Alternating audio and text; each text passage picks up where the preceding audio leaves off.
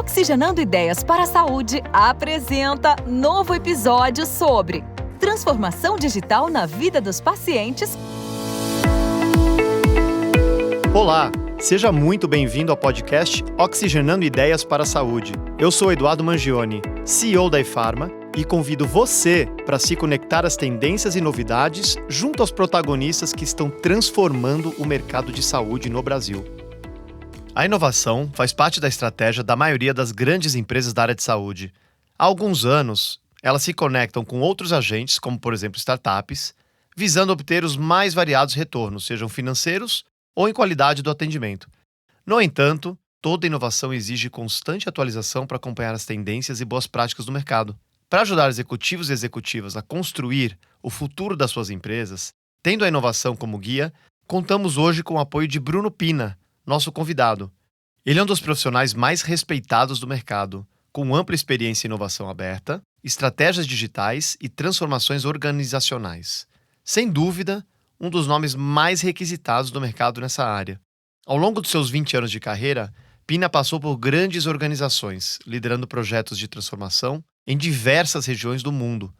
Atualmente, ele é vice-presidente global de estratégia na The Bridge, uma rede global de talentos digitais, com mais de 250 mil talentos de tech digital na América Latina.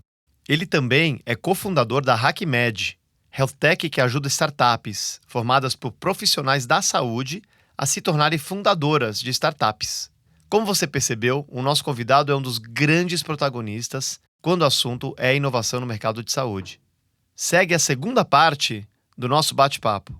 Agora, voltando ao lado profissional, Bruno, o que a gente tem de oportunidade de inovação e transformação digital na área de saúde? Como que as health techs estão hoje impactando aí o mercado brasileiro? Você que mexeu muito com health tech, né? Você esteve na frente aí do distrito, que é um baita exemplo de plataforma de inovação aberta, né? Você pode falar bastante disso aqui. Queria que você fizesse um panorama geral, inicial, até diria, desse tema, porque depois eu vou querer entrar com um pouquinho mais de detalhe nesse tema de health techs também. Show. Eu comecei a viver o mundo de saúde ali de maneira aprofundada em 2018, quando a saúde ainda estava engateando, explodindo o setor de health techs, né? Não era toda empresa que já tinha transformação iniciada, algumas já tinham, e foram referências para mim, né? O Alex Bill do Einstein era um negócio super legal que já estava sendo construído na época com o Terra, que nem está mais lá, mas ele já tinha começado um trabalho super interessante. Tinham outras referências que a saúde já tinham feito no Brasil, mas ainda era uma coisa que não era natural você falar de inovação disruptiva.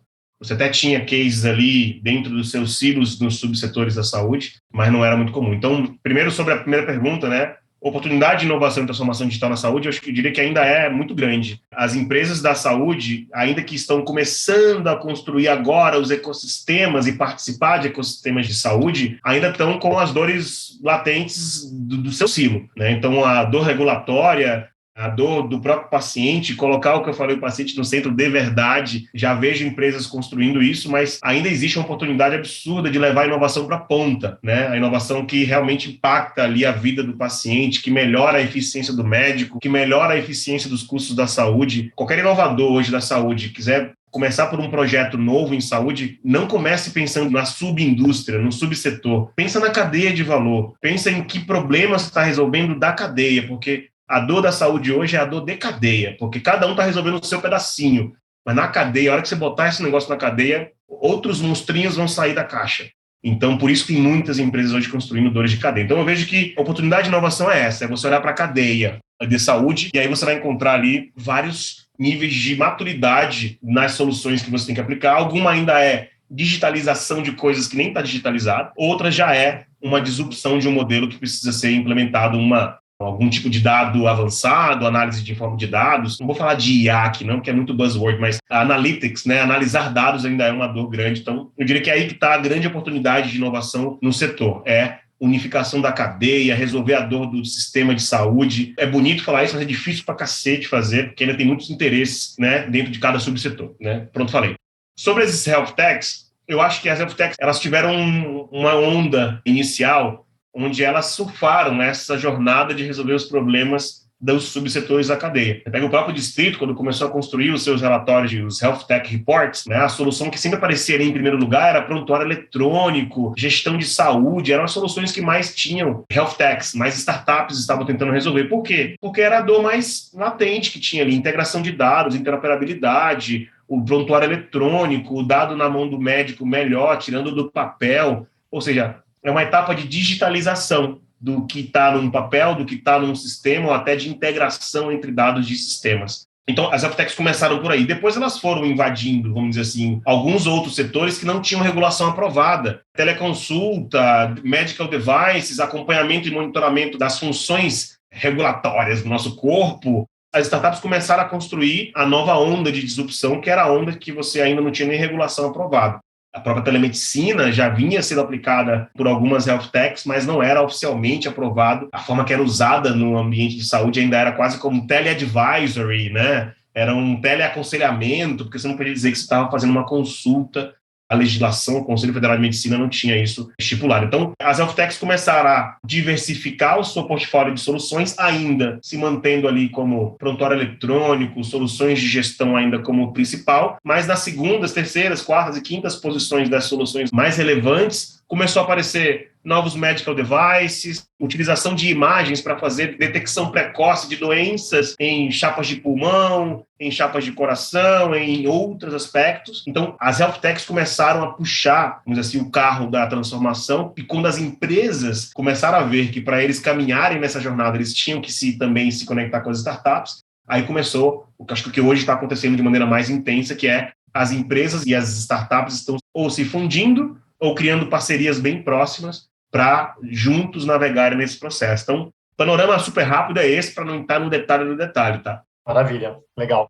Bruno, as discussões que envolvem a saúde como tema central nunca foram tão presentes como nos últimos 2 anos, em razões óbvias aí da pandemia do Covid-19.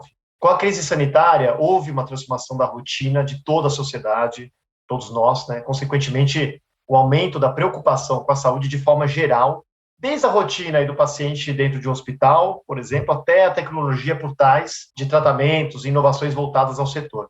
Como que esses 2 anos impactaram as transformações digitais e a inovação no setor de saúde? Foi uma adaptação rápida ou ainda há muito que aprender, né? Principalmente para você que viveu esses últimos 2 anos de pandemia inserido nesse contexto? Excelente ponto. Eu vou trazer o que eu vi e vivi e senti na saúde nesse tempo. Primeiro, vou trazer uma visão, acho que muito mais humana, que é quando a gente foi lá em 18 de março de 2020, né, todo mundo deve ter essa data na cabeça, igual 11 de setembro, quando todo mundo ali anunciou a pandemia e todo mundo, né, deixou de ir para o escritório, ficou em casa, não eram todas as empresas que tinham os seus processos digitalizados ou o seu ambiente de trabalho numa ferramenta como um Teams, um Zoom, enfim, essas ferramentas que a gente usa, né? E, naturalmente, a dor na saúde foi muito maior. O primeiro impacto que eu tive com a pandemia e dentro de uma empresa de saúde foi um impacto onde a gente tentou resolver o problema novo com ferramentas antigas. A gente usou o viés da confirmação, que é, se já deu certo uma vez, não, será que está certo de novo? E a gente não parou para pensar nas variáveis que estavam novas no jogo, né? Então, aqui é uma análise realmente, vale para muita coisa, mas na pandemia isso foi essa relação. Por mais que a gente já vinha experimentando inovação, muita coisa diferente nos últimos anos na AstraZeneca ali, quando a pandemia veio, e não foi só uma coisa que a AstraZeneca passou, todas as outras passaram. A primeira reação foi, pega o processo que antes acontecia no físico, transforma ele em digital. Puf!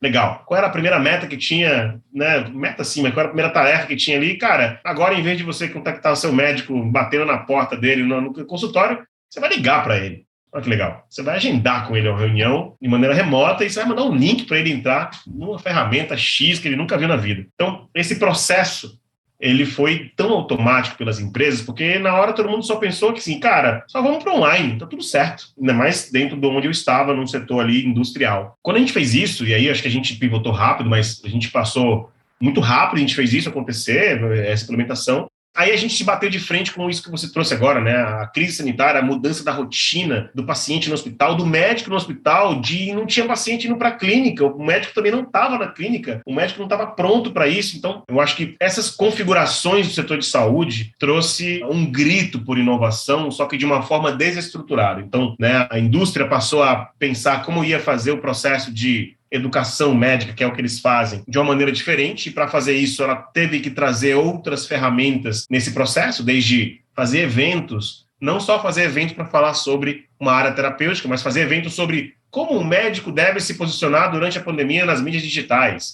Atrair o médico de outra forma, porque ele também estava passando pela mesma dor que os pacientes, que a gente, ele também estava assustado com o cenário, ele também estava sendo convocado pela sua profissão a estar dentro de covidários, a estar saindo até, às vezes, da sua função core para apoiar uma calamidade pública. Então, isso tudo trouxe um olhar super diferente. E aí, naturalmente, nessa mesma época, eu lembro que em 2019, fazendo um passo antes, né, em 2019, lá em fevereiro, eu estava acompanhando a votação do Conselho Federal de Medicina para aprovação da telemedicina. Eu estava torcendo que acontecesse porque era o meu projeto ali no Hospital das Clínicas, ia acontecer muita coisa em cima disso, e foi negado na época, em 2019. E eu falei, poxa vida, mais um ano, vamos lá, no próximo ano consegue. E aí, com a pandemia, algumas concessões foram criadas dentro do aspecto, enquanto pandemia, abre chaves, um monte de coisa podia acontecer, fecha chaves, né, enquanto pandemia. Então, isso foi super benéfico para todas as empresas do setor. A saúde viveu um mundo de exponencialização de novas soluções, de evolução. Quantas empresas não nasceram de uma semana para outra, assim, para não dizer que é uma semana, mas 2, 3, 4 semanas. Teve empresa que nunca tinha ido para o digital e conseguiu ali se recuperar, se preparar e ir para frente e lançar uma plataforma. E aí começou a ter o boom de plataformas de telemedicinas, nunca surgiram tantas plataformas. E a parceria com o médico, parceria com a farmacêutica, com o setor, com os hospitais. Então, essa crise que a gente viveu, para ir direto ao ponto, né, eles impactaram diretamente, eles foram ali nos alicerces mais básicos das empresas da transformação digital. Algumas entenderam que o que ela tinha feito transformação digital não era transformação digital. No máximo, ela tinha criado uma forma de conversar com startup. Isso não é transformação digital. Eu enviar e-mail para o médico esporadicamente não é transformação digital. Ou seja, e aí as empresas tiveram que construir estratégias de marketing digital, portais de educação, analisar engajamento na mídia digital para saber se realmente o seu conteúdo estava fazendo sentido, arquetipar, né, criar perfis de médicos para você saber se você, naquele médico, manda um conteúdo em texto, e se o outro médico você manda um conteúdo infográfico, e se o outro médico ele prefere receber um vídeo. Impactou, assim, cara, eu posso falar de todas as empresas que eu converso hoje, não teve uma que não teve que rever como isso era feito, especialmente a indústria, o varejo farmacêutico, todas essas que tiveram ali o seu modus operandi impactado. Os varejos farmacêuticos, especificamente, nem todos estavam ali no e-commerce, né? Nem todos estavam funcionando de maneira escaladamente integrado, o centro de distribuição online e offline. Isso foi um caos, as empresas nem sabiam gerenciar estoque no ambiente digital, não sabiam fazer campanha de atração de pessoas, não entregavam em casa, né? Não tinha delivery, cara. E aí veio os novos entrantes, veio o Rappi, veio o iFood, começou a entregar, mas vocês estão contra o processo de... A regulação não permite. Não, permite sim, eu estou entregando um produto para uma pessoa na casa dela. E aí foi achando brechas na lei. Cara, eu vivi tudo isso. Foi incrível. Então, assim, esses 2 anos foram maravilhosos. Vamos tirar aqui, pelo amor de Deus, gente, tira o aspecto ruim na vida das pessoas, nas perdas que a gente teve familiares, não estou tocando nesse aspecto. Para a transformação digital, para a transformação das empresas, para tudo que a saúde vive hoje, até me arrepio de falar, ela foi incrível, cara. A gente deu um salto que a gente nunca foi forçado a dar esse salto, porque a gente, na indústria da saúde, é uma indústria que tem muito carinho e muito cuidado e excesso de cautela e zelo para não mudar as coisas, porque usa-se de prerrogativa, não, mas é o paciente ali, tem que ter cuidado. Tem coisas que não tem o paciente, mas ainda assim a gente é zeloso. Então a pandemia fez a gente tirar um pouco esse zelo, excesso, não é que não se manteve o zelo para algumas coisas, mas mudou-se muito. A adaptação não foi rápida, a adaptação segue acontecendo, né? A gente sabe disso. Tem empresa ainda que não está pronta, tem empresa que está mudando só porque o barco está mudando, sabe assim, tô chegando aqui numa festa nova, o pessoal está servindo uma nova cerveja, uma nova música, nunca ouvi, mas vou beber. E você nem sabe que aquilo ali é veneno, né? Mas você não sabe, mas você está repetindo,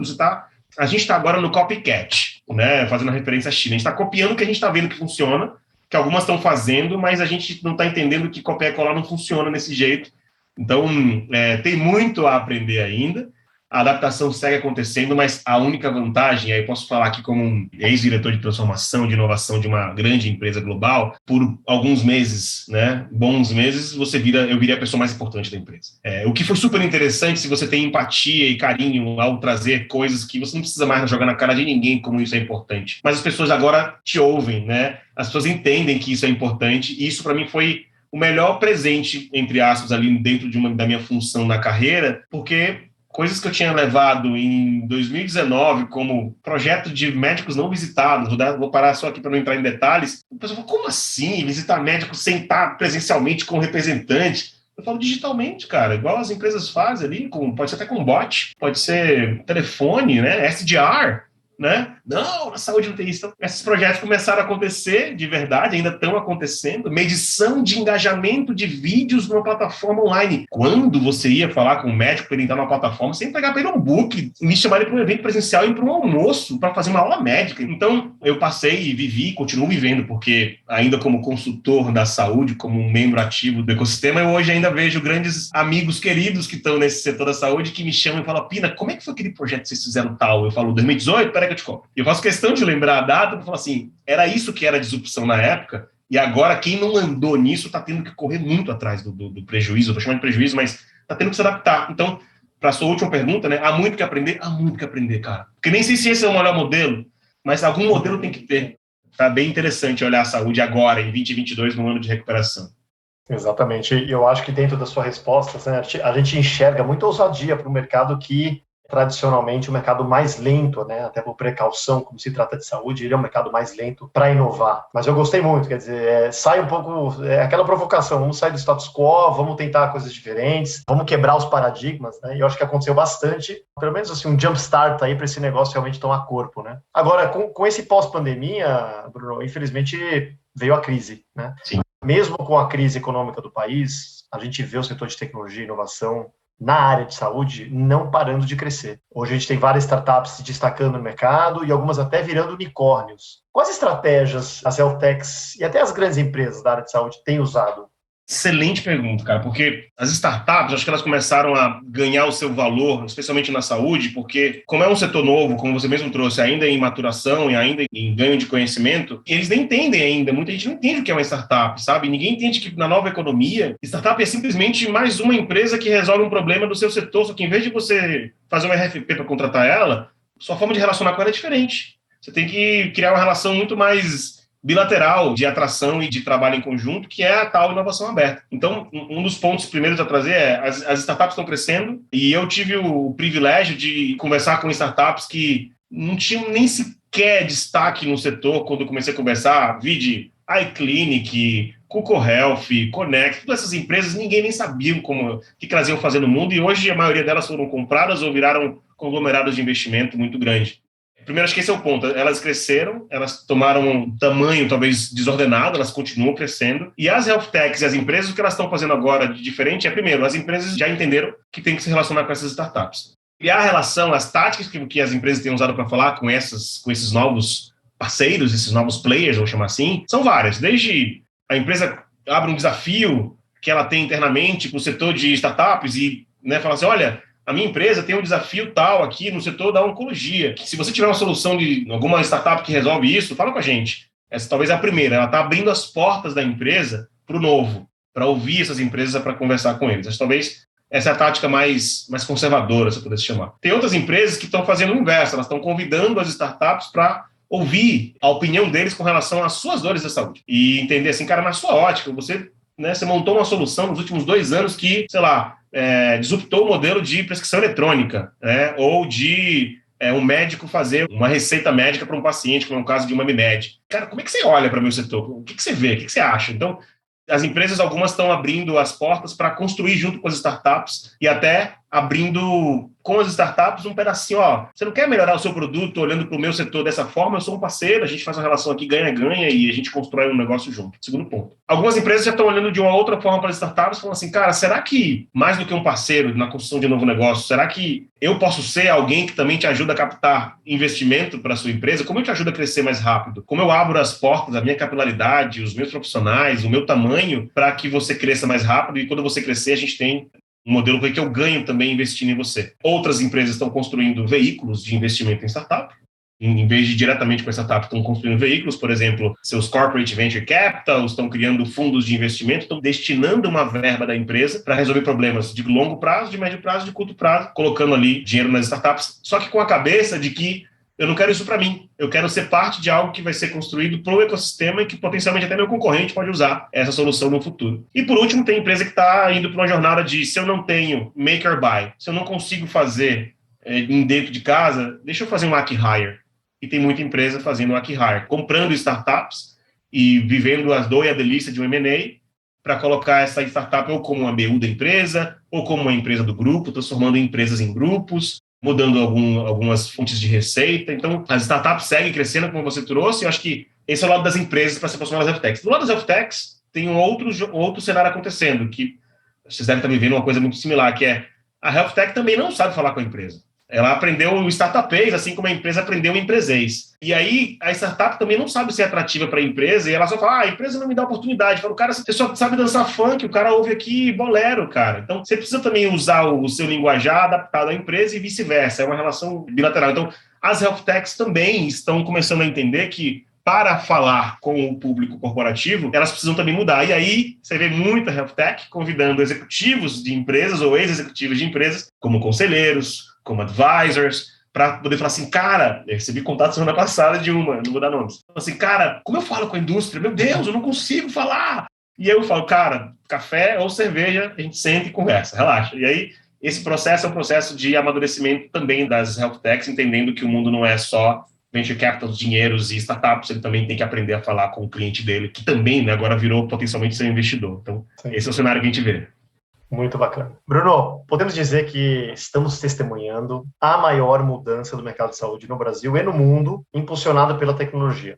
E o objetivo disso é integrar o ecossistema que hoje é extremamente fragmentado, com incentivos desalinhados, mas que tem o potencial de entregar o que tão falado value-based care e devolver mais valor ao paciente, né? Isso possibilita o uso inteligente de dados, que empodera, dá autonomia para os pacientes terem uma verdadeira experiência digital na sua jornada de saúde e removendo as ineficiências e fricções que hoje são inúmeras. O que você acha?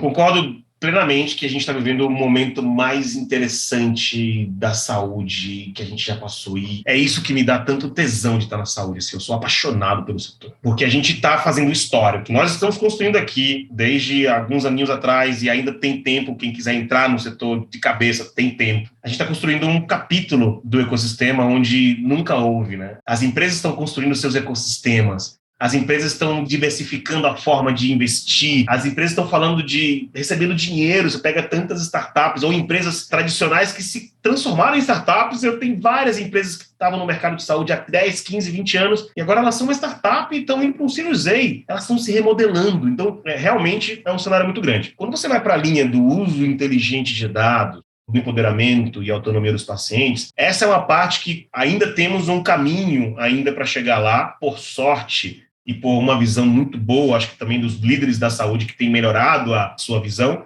Já estamos falando de Open Health, já estamos falando de algumas novas transformações. A telemedicina oficialmente foi aprovada. Então, assim, a gente está começando a quebrar barreiras aristocráticas jamais quebradas na história desse país. Então, realmente, a gente está, né, dando um próximo passo, uma nova onda, vamos dizer assim, na saúde. E eu acredito que, sim, agora o uso de dados, a Web3 que está vindo, vai pegar pesado na saúde, porque LGPD foi implementada no país há pouco tempo, tem empresa que não está adaptada ainda, nem o governo está pronto ainda para auditar as empresas, e já estamos falando de uma nova onda de soluções. Então, realmente, eu acho que, primeiro, minha opinião, né, Web3, tudo isso vai melhorar a forceps, o relacionamento com o paciente, empoderamento dos dados, a autonomia que ele pode ter. Essa jornada digital, por sorte, já está acontecendo. Se você pega hoje, vou dar exemplo de varejo farmacêutico, pega ali Drogazil, DPSP, vou dar nomes aqui porque são queridos. Eles estão construindo ecossistemas, estão saindo do seu core business para olhar de outra forma para o ecossistema. Os hospitais também, os distribuidores também. Tem empresas que não tem nem mais nome, você não sabe nem que setor mais é, porque ela já tem um distribuidor, um programa de paciente, e você fala assim, o que você é? Eu sou uma tech.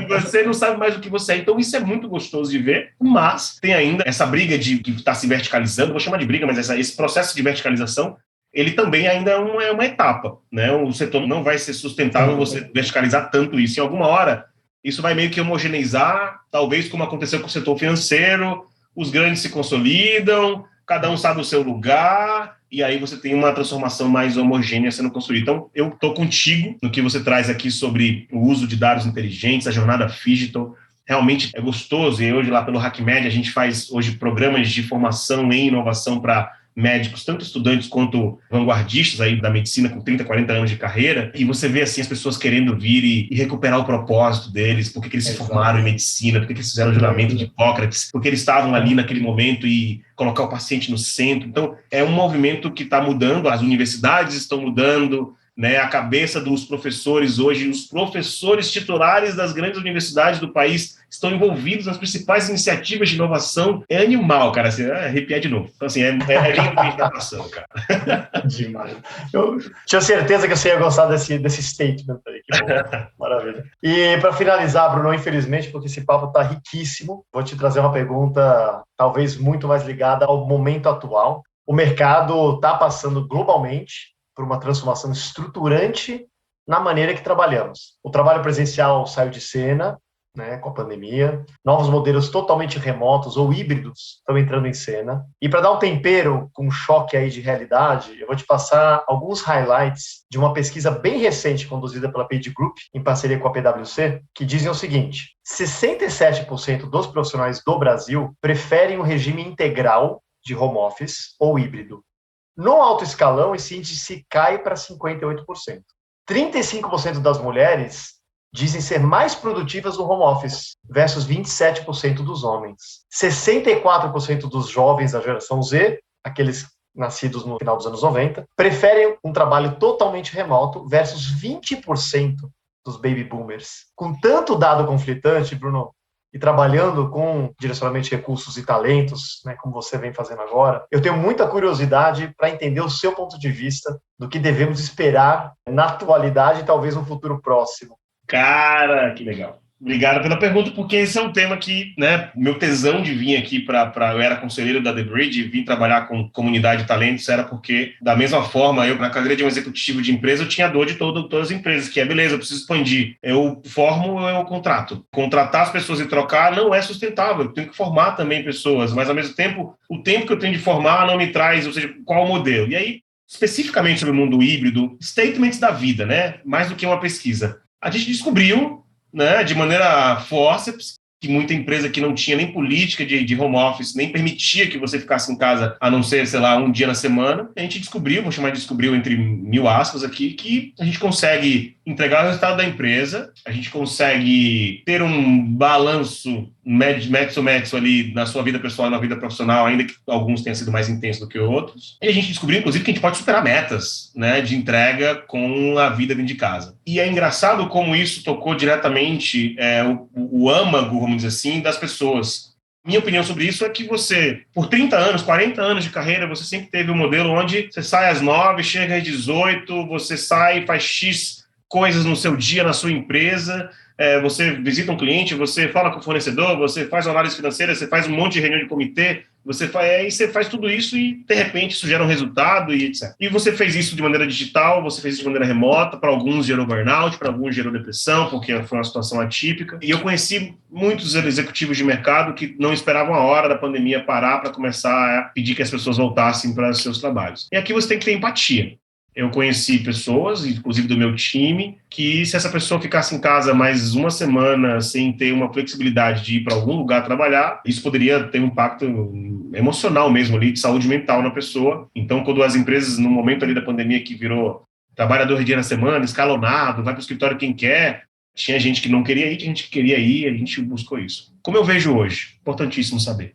Esses últimos 2 anos e essas descobertas, entre aspas, que nós tivemos de que as pessoas sim podem ser produtivas e eficientes e etc. dentro do ambiente online, também trouxe o inverso, que as pessoas, tem gente que não conseguiu ser produtiva e que quer ir para o offline. O que as empresas não tiveram ainda é a capacidade de construir, eu vou chamar de capacidade não por incapacitação, apenas porque está difícil ainda construir tudo isso, mas de construir realmente uma estratégia híbrida. Eu conheço inúmeras empresas, imagino que você também, Edu, e estão virando para os funcionários falando, você vai para a empresa sim ou sim, não é mais uma opção, that's it. Go there. Tchau. Na semana passada, não sei se você leu, o Ian Goodfellow, que é o head de inteligência artificial da Apple, pediu demissão, dado que a Apple impôs a volta do trabalho presencial. Então, realmente, o que você está falando é muito real. Quer dizer, uma pessoa que tem um cargo tão importante, né, de tanto renome numa empresa que nem precisou falar, né, como a Apple, você vê a importância da pessoa ter esse reconhecimento, talvez, de essa empatia pelo lado da empresa, de dar um espaço, dar a maneira de trabalhar, de entregar, né? Talvez ela não tenha que ser mais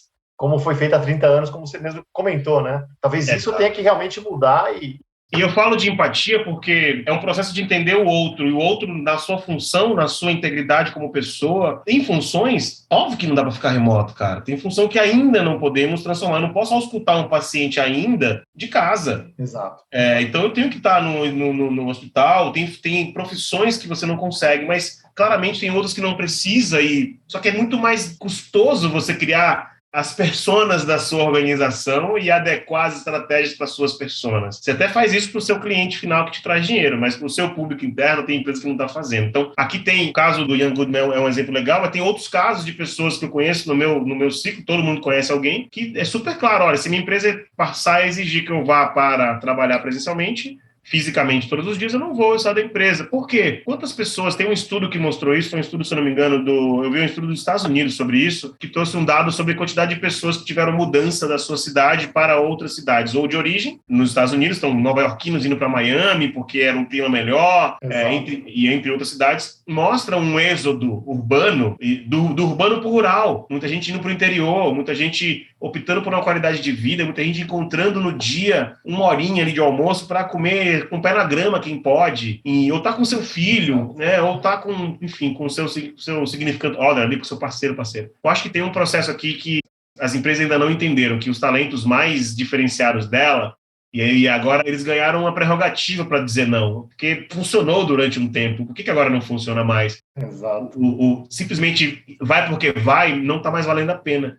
As empresas que eu estou vendo que estão conseguindo fazer a ida para o escritório, elas estão fazendo, eu vou fazer um paralelo aqui, ao fenômeno que no 2012 chamaram de showrooming, que era o fenômeno que as empresas do varejo estavam indo para o ambiente online e transformando as suas lojas em ambiente de experiência, onde você ia para o Best Buy na loja, porque a experiência lá você podia sentar e ouvir um aparelho de home theater integrado, ou jogar um jogo, ou ver uma TV funcionando. E o online era transacional. Há outras empresas que faziam, como a West Wing, que você entra na empresa, você ali na loja de móveis para sua casa, o que você compra, você vai com o vendedor e ele abre o site da empresa e compra para você e bota para pegar na sua casa. Ou seja, ele está fazendo... Amaro, né? Amaro, um Amaro da vida. Então, exato. Acho que esse é o ponto, talvez, que a gente vai passar. O showrooming vai acontecer no setor das empresas mais tradicionais, que é, se ela não transformar a ida para a empresa, o retorno para o escritório, numa jornada de experiência, onde ele vai fazer ali algo que ele não pode hoje fazer no ambiente virtual, ninguém vai mais ser convencido por isso. Então, minha opinião é essa, tá? E tem muito líder que não está entendendo isso. E eu vou dar mais um agravante. Com empresas como a The Bridge e outras empresas surgindo no mercado, vou dar um exemplo de uma empresa que é super interessante, chama Remote. É uma empresa de Portugal que recebeu em menos de 2 anos mais ou menos $500 milhões de investimento. Foi de um seed para um Series A, para um Series B, e ela simplesmente trabalha com uma solução de payroll. Ela quer dizer assim, se você no Brasil quer contratar alguém na China, não se preocupa, eu faço toda a parte legal, financeira, e deixo sua empresa funcionando perfeitamente se você quiser contratar alguém lá. Eles não são recrutadores. Nós, The Brick, somos recrutadores, mas eles não são. Eles são uma solução de payroll. Quer contratar alguém na Estônia, você estando nos Estados Unidos, não se preocupa não com a relação entre países, como vai transferir dinheiro, eles fazem isso. Então, essas empresas estão surgindo. E aí vem a competitividade que está acontecendo no mercado agora, que é os nossos amigões lá de cima, os norte-americanos, estão começando a buscar aqui no nosso time latino pessoas para poder trabalhar aqui, de sua casinha, no interior remoto, ganhando dólar. Essa é a competitividade que as empresas vão enfrentar e já estão enfrentando aqui no Brasil. Então, é esse cuidado que, se a gente não tocar no ponto mais importante que as pessoas têm, que é a sua humanidade, se a briga for por dinheiro e por ambiente de trabalho, as pessoas vão sair das empresas menos flexíveis. O que você precisa trazer para essas pessoas é motivação intrínseca de estar ali, que não é apenas financeira. As pessoas hoje buscam clãs e grupos para fazerem parte. As pessoas querem ser parte de algo. Se você não transformar a sua empresa em algo que ela quer se sentir parte, ela vai embora. É isso, né? Meu pensamento é esse, Edu. Excelente. Acho que você acabou indo também para South by Southwest e não tenho dúvida que você se aprofundou nesse tema lá, como outros aqui, né? E para finalizar, Bruno, última pergunta. Qual que é o seu plano para continuar sendo um dos grandes protagonistas dessa mudança? Caramba, minha vida inteira eu vivi ela num flow, Edu. Eu nunca planejei estar onde eu estou. Eu sou até anti-planos, assim, pessoalmente falando, quem quiser fazer, pode fazer, tá, gente? Pelo amor de Deus. Mas eu nunca planejo algo, porque eu vivo uma frequente tanto de frustrações, como eu falei, né? De viver coisas como uma pessoa disruptiva. Eu penso muito diferente, assim. Então eu não planejo nada, eu aprendo a entender que o plano é o que acontece. Então eu tenho certeza que o meu plano simplesmente ele é o resultado do que eu faço. O que eu estou fazendo para continuar sendo um protagonista é sendo o melhor ser humano que eu posso ser para as pessoas. Olha que engraçado isso, assim. Eu ajudo, Edu, eu não tenho ego, eu não tenho vontade de ser mais ou menos que ninguém, sabe? E isso faz com que, naturalmente, as pessoas de todas as tribos se aproximem de mim. E aí, por consequência, eu acabo continuando sendo um protagonista. Então, eu apoio todas as iniciativas que eu posso apoiar, como sendo uma boa pessoa, um bom amigo, um bom colega, uma boa palavra, alguém que pode levar uma palavra de conforto ou uma ideia diferente, sem esperar nada em troca. Esse é meu estilão. Pode ser... Quem não me conhece pode achar que isso é piegas, não é assim, esse é o Bruno Pina na sua essência. Então, eu vou continuar sendo um protagonista, cara, porque eu não vim aqui passar batido no nosso mundão, cara. Eu vim para ajudar quantas pessoas quiserem me ajudar e eu não cobro nada dessas pessoas. Eu digo que o mundo me dá de volta o que ele quer me dar, eu aceito de braços abertos. Então, é isso, cara. Tenho uma convicção de que se eu agir assim, o restante vem. E aí eu vou aceitar o que vier. Bruno Pina tem passagens por multinacionais como IBM, AstraZeneca, McKinsey, ampla experiência em inovação aberta, passando por um cargo de liderança da plataforma de inovação Distrito e cofundador da HackMed. Atualmente é vice-presidente global de estratégia do The Bridge e um dos profissionais mais respeitados, inspiradores e requisitados do mercado nessa área. Bruno, muito obrigado pela participação no nosso podcast. O bate-papo foi sensacional. Eu agradeço demais, cara. Eu vi o que você falou aí, dá vergonha, sabe assim? Eu sou tímido, gente. Eu sou extrovertido. Meu MBTI é um E gigante de extrovertido, mas eu sou uma pessoa tímida. Então, aprendi a trabalhar a minha timidez e a minha extroversão muito bem. Mas eu fico muito feliz, honrado. Sei lá, cara. Sabe aquela história? Assim, eu sinto todo dia que eu tenho muito mais do que eu poderia ter. Ao mesmo tempo, eu me sinto muito feliz que eu tenho porque eu sou uma pessoa boa para as outras. Então, obrigado por ter me convidado. Estou sempre à disposição para o que vocês precisarem. Qualquer ideia maluca, trocar ideia diferente, convidar para um café. Estou portas abertas para você, Edu, para todo mundo aí da eFarma me convidar. E quem mais quiser que esteja ouvindo a gente aqui, o Pina não é piegas. Todo mundo que me chama para um café, para um bate-papo, eu tenho uma agenda para todo mundo. Assim, então, adorei ser convidado para estar com vocês aqui.